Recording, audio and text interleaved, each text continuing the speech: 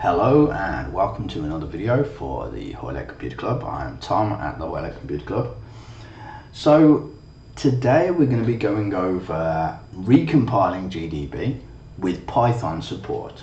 I've been asked about this because a few people have been trying to install a few interesting plugins to use Python after compiling GDB. And they've gone, well, there doesn't seem to be any Python support in it. Well, the thing is, you have to compile it actually telling it that there's Python support to do that. So let's do a whole, let's compile GDB with Python support. So again, we're going to go and have a look for the GDB source code. So GNU GDB, let's have a look. Where are we? GNU, index of GNU GDB, there we go. So let's go down to our 12.1, which is the one I believe we compiled last time as standard. There we go. So I'm going to copy that link. Then I'm going to go to my terminal. I'm going to do a wget of the tar.gz file. It's going to be it's pretty much the same sort of thing that we went through. There's a minor difference in our configure, but other than that, it's pretty much the same. There's not a lot of difference, but it's just worth going over quickly. I'm going to try and make this a fairly quick video.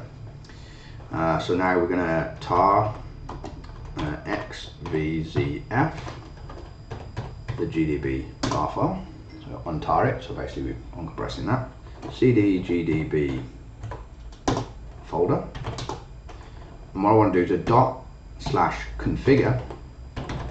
Like we did last time, but this time -- with -python.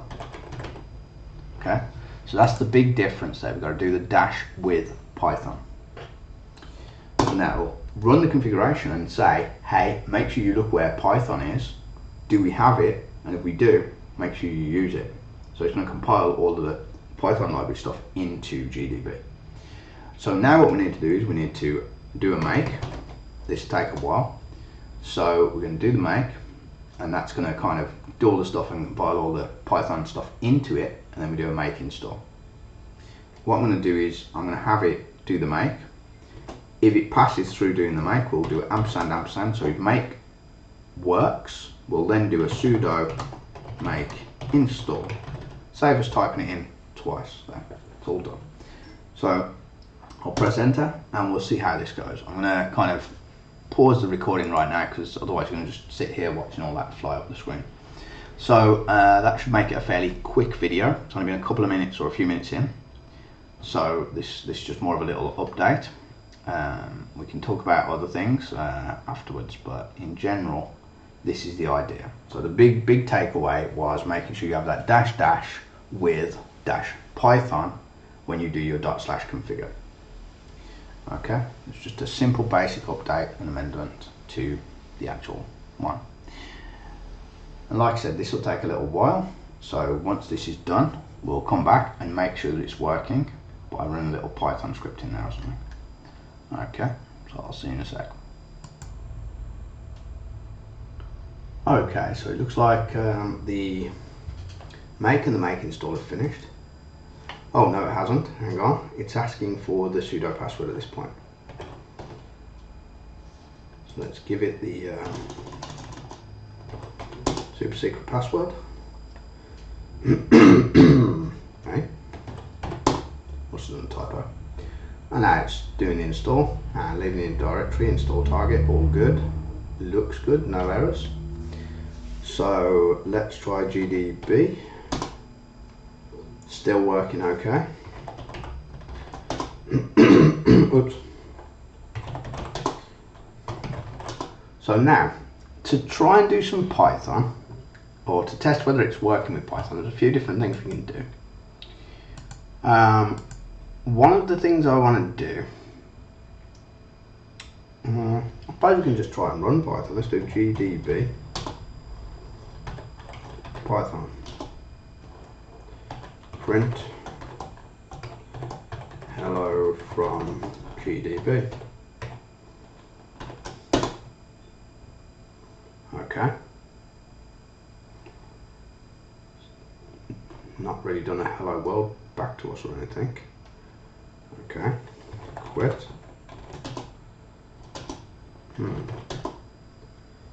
Doesn't seem to be taking anything. We may need to import GDB to actually do this. So that's kind of not really telling us anything. It says it's running Python.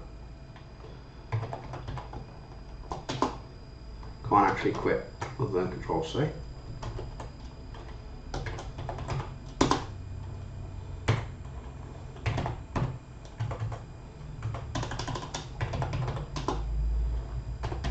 Okay, so it hasn't moaned that Python doesn't exist in there, but also hasn't really done much. So what we could do, we could write a Python script.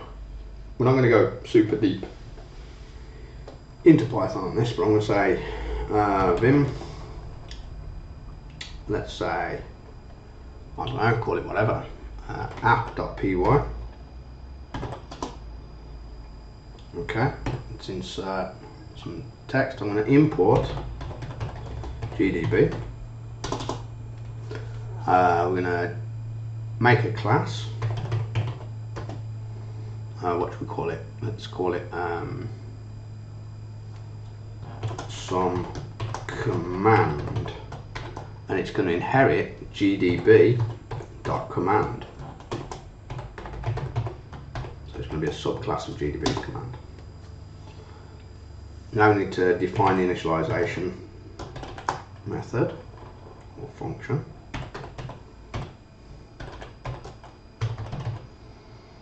So when it's being defined, it needs to hit the super, passing itself in there,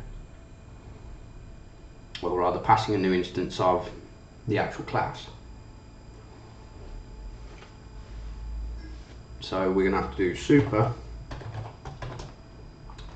some command, comma self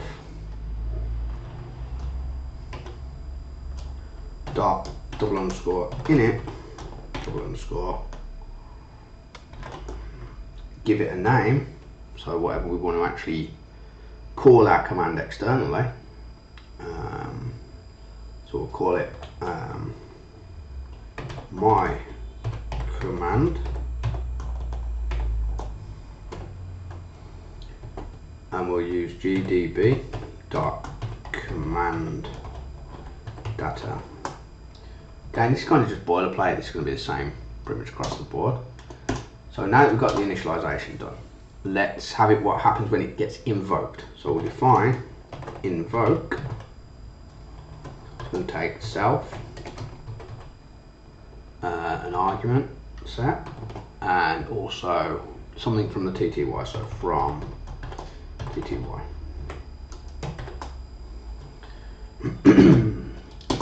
Now, this is going to do something now, so we'll just literally print hello from GDB. Okay, so that's basically what it's going to do. Now, we also need to have it do the some command setup, so we want some command. So now what we want to do, let's save this. So we're going to literally be importing the Python file. Okay, so we'll do GDB. What we need to do is we use source app.py. So that's technically imported it. Now we need to give it the command. What did I can't forget what I called the command now. Oh boy. Let's open a new one and quickly look.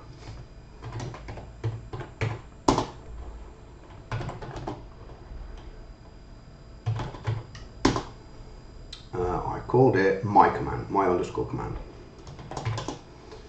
So we're going to use the my underscore command. Okay. So if I say my underscore command, we get hello from GDB. So it's definitely working with an internal Python interpreter there, look. So GDB has utilized Python. So that's kind of a long-winded way of checking to say, yes, we have Python installed. as part of the compilation of GDB. This is amazing because now we can like script up all sorts of debug stuff and everything. But as it stands, I think that'll do for this one. It was supposed to be a super quick sort of thing, and it's kind of gone off on one a little bit. But hopefully that was interesting. We've kind of made some Python boilerplate application, almost like a hello world if you like, for GDB Python. So our main aspect of today was to compile GDB with Python installed in.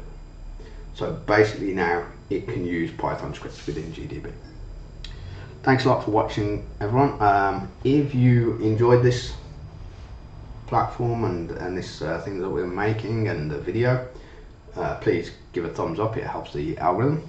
Also, if you want to keep an eye out for everything that we're making and get notified, please feel free to subscribe and hit that bell icon so that we can kind of let you know when we release new stuff. Other than that, have a great day, afternoon, evening or night or whatever time it is at yours. Goodbye.